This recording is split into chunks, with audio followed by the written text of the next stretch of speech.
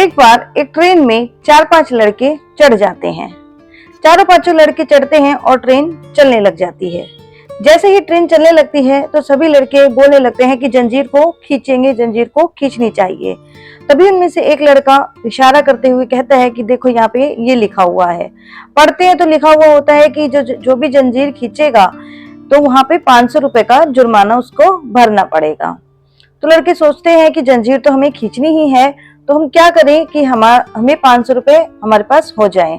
तो वो सभी एक सलाह करते हैं, मशवरा करते हैं और कहते हैं कि सभी से हमें चंदा इकट्ठा करना चाहिए। यहाँ पे इतने लोग हैं, सभी हमें थोड़ा थोड़ा भी देंगे तो हमारे पास 500 रुपए तो इकट्ठे हो ही जाएंगे। सभी से चंदा है वो इकट्ठा करवाया जाता है। सभी चंदा इकट्ठा करते हैं तो गिनते हैं कि उसमें तो 1200 रुपए हो गए हैं।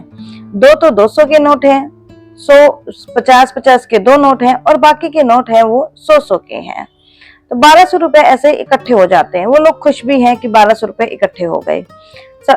तभी उनमें से जो एक लड़का सबसे आगे बैठा हुआ होता है वो अपनी जेब में, पॉकेट में वो पैसे रख लेता है और ये फैसला किया जाता है कि जो यहाँ पे एक बुजुर्ग बैठा था वहां पर, वो फैसला करते हैं कि जंजीर खींचेंगे और जब टीटी आएगा तो हम इसका नाम लगा देंगे।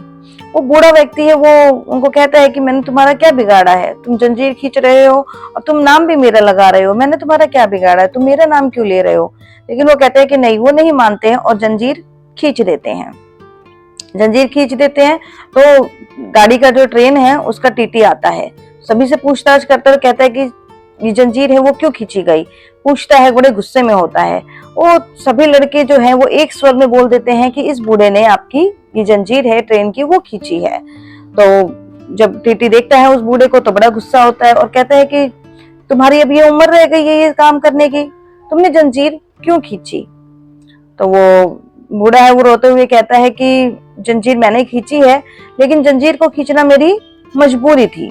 वो कहते हैं ऐसी भी क्या मजबूरी हो गई थी कि तुमने जंजीर को खींचना पड़ा तुम्हें। तो वो बूढ़ा व्यक्ति है वो कहता है कि ये जो 5-6 लड़के बैठे हैं, इन लड़कों ने मिलकर मेरे पास 1200 रुपए थे, मेरे जीवन भर की, मतलब मैंने इतना कमाया था बड़ी मुश्किलों से, और उन्होंने ये पैसे मुझसे छीन लिए हैं। वो बूढ़ा व्यक्ति है वो बताता है कि 2 तो 200 के नोट हैं और 2 ही 50 के नोट है और बाकी के नोट है वो सारे 100-100 के हैं। जब टीटी ऐसा सुनता है तो वो पहले जो लड़का बैठा हुआ होता है उसकी जेब है वो पॉकेट है वो चेक की जाती है। जब वो चेक करते हैं तो देखते हैं कि उसमें उतने ही नोट निकलते हैं जिस हिसाब से वो बूढ़ा व्यक्ति है वो बता रहा होता है। तो वो पैसे वो उससे छीन करके लड़के से ले करके उसको बूढ़े को व्यक्ति को दे दिए जाते हैं और अगले स्टेशन पे उनको पुलिस के हवाले कर दिया जाता है। जब वो पुलिस है वो उन लड़कों को लेकर जा रही होती है तो वो सारे लड़के मिलकर उस बूढ़े को घूर रहे होते हैं। तो वो बूढ़ा है वो अपनी सफेद जो दाढ़ी होती है उस पे हाथ फेरते हुए कहता है कि ये बाल मैंने ऐसे ही सफेद नहीं किए हैं, ये तो उम्र के हैं। तो देखिए फ्रेंड्स, आपने भी ये कहानी सुनी और आपको इस कहानी से क्या सीखने को मिला। यही कि जब भी हमारे साथ हमारे बड़े होते हैं तो हमें किसी भी प्रकार का कोई भी डर नहीं होता है, वो हमारी हमेशा रक्षा ही करते हैं।